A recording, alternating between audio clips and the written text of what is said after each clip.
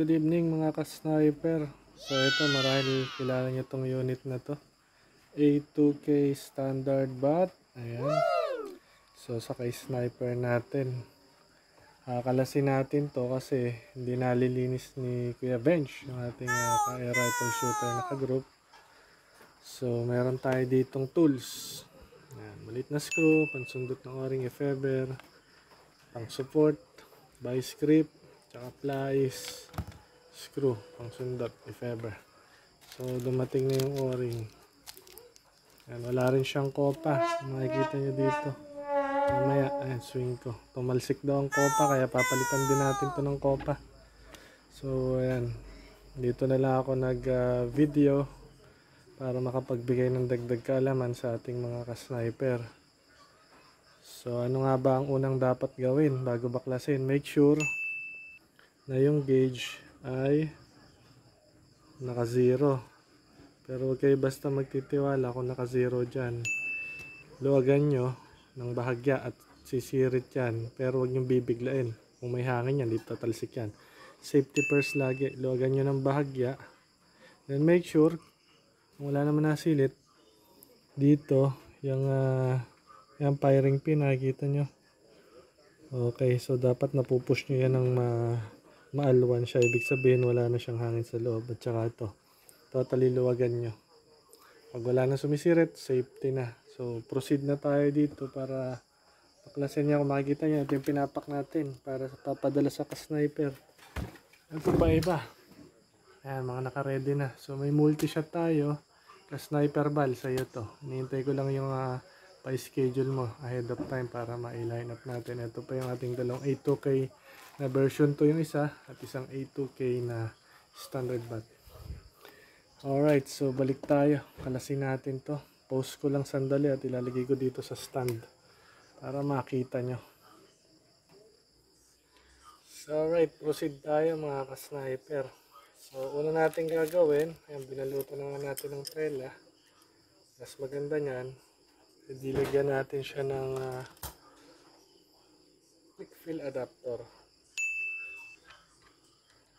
Quick fill adapter. Bakit? So nakita nyo naman kung paano tayo mag-repair at magpalit ng o-ring sa ating CO2 na mga unit na ginagamit dati. So di mas madali. And after that, hawakan nyo dito, suportahan nyo. Then, nakikita natin kape.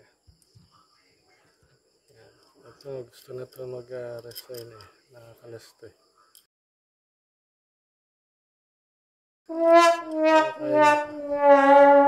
then to.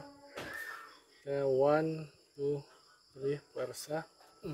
Ayan, gandahan. Todo pwersa yan. After that, nakita nyo umikot na. Tapos yung vice grip, hawakan nyo itong quick fill, alisin. Kasi kung iikot nyo to, sasabit yan dito. So ngayon, gamit tayo ng panundot dito. Ayan, nakita nyo yun, nagalaw. Dahan-dahan, iikot yan. Ayan. So naka-thread kasi yan, may papakita ko sa inyo. So naikot na. Alright. Ayan. Pag maluwag na, naramdaman na ikot na, pwede nyo natanggalin. So make sure walang hangin, na-check nyo for safety, no? So after nyan, pwede nyo na siyang gamitan ng plies para hilahin. Okay. So alisin natin mga telang ka-support. So ito na. Ayan, napakadumi na nga. Hindi nalilinis ni Kuya Bench na may kanya. Pupunasan na rin natin. So ayan, ginawa kong demo unit tong kanyang unit. Dapat linis-linis din para hindi pinakalawang yung ating unit. Lagay kayo silicone oil ha. Always clean yung ating mga unit. Nasa sa atin yan kung gaano siya gaganda. Kagaya ng mga unit ko, nakita nyo HBT tsaka yung B3K ganda. Lagyan nyo to. Alisin natin yan mamaya. Kasi lalagyan din natin yan ng, makita nyo nga to, wala na yata ang butas yung lagayan ng quick fill or CO2. Naisipan ko lang itong gawa ng video mabilis para sa dagdag kaalaman ng iba. Sundutin na rin natin yung butas. Yan, may butas na, maayos na. So alright, so tatanggalin naman natin yung o-ring, tuloy-tuloy na tayo. Gamit tayo ng pangsundot. Buksan ko ilaw natin. Ito, gamit tayo ng ilaw, ito. Ang ating ilaw na maganda, mas maganda may ilaw. Para kita niya mga sniper.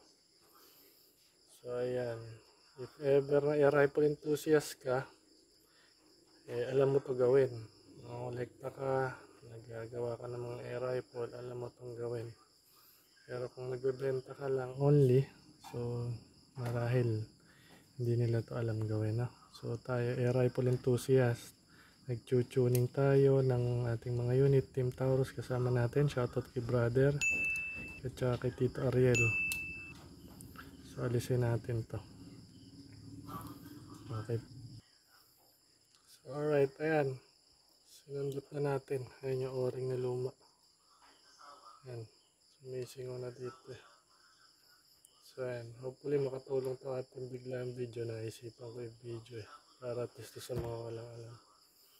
Our idea about dito. So ayan. Ating A2K dual propellant. So ngayon, ito yung lumang o-ring. Palit na natin itong bago. Ito yung luma. So papalitan na natin ng bago. So yung kaibahan ng air rifle enthusiast at nangolekta ng mga air rifle at the same time shooter at ayun. So pinapaganda natin yung mga unit. Yun yung kaibahan ng ating specialty. Ika nga ay not selling only, but we can repair or make our air rifle so good. Diba? Happy English yan. Joke lang yan. Happy lang. Enjoy lang tayo. Tapos to sniper lagyan ng silicone oil. Bakit? Para hindi magasgas yung o-ring pagpasok mamaya. Yan. Yan to. Lagyan ng kaunti. Tip lang naman natin. Nasa sa inyo pa rin kung anong gusto nyo gawin sa air rifle nyo. So ito yung ating tip. Tumba na yung flashlight. Ayun o. So yan, hindi naka-prepare yung ating pwesto. Biglaan lang to. Then, lagay natin dito. Ayan, so hawakan nyo itong ganyan. Pasok nyo po dito. Dahan-dahan. Paikot. Alright. Ayan na, pumapasok na. Nakikita nyo.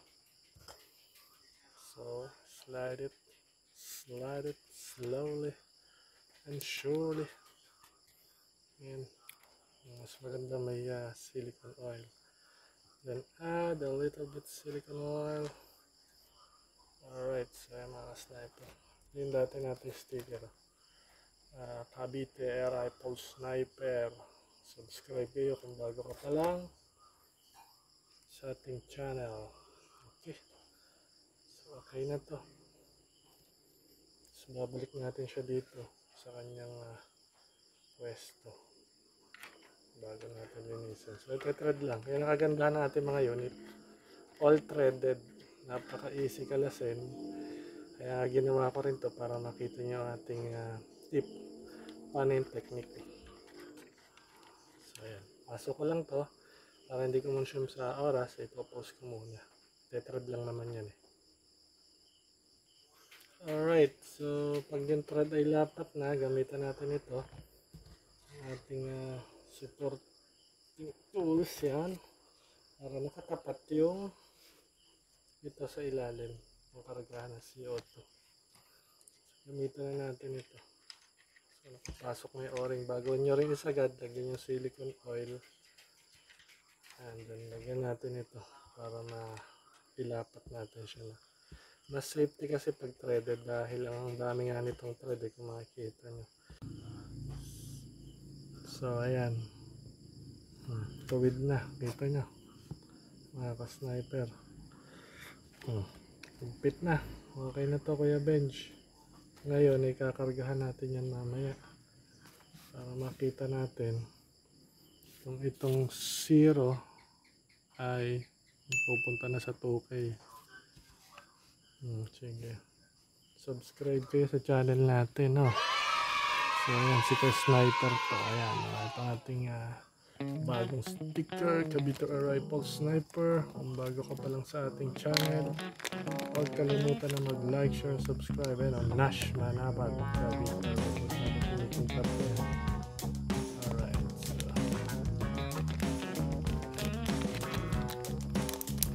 sabihin na natin to. So, okay na. Para makita nyo si Sniper.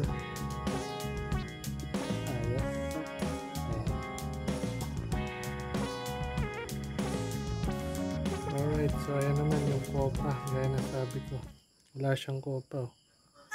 Pamalsik, ingatan nyo kasi huwag nyo ipuputok na nakaswing. Ayan, walang kopa. So lagyan natin flashlight dyan para makita nyo lang din. So meron tayong kopa dito.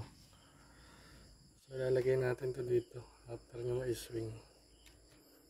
Yan yun, makapasok na siya sa loob.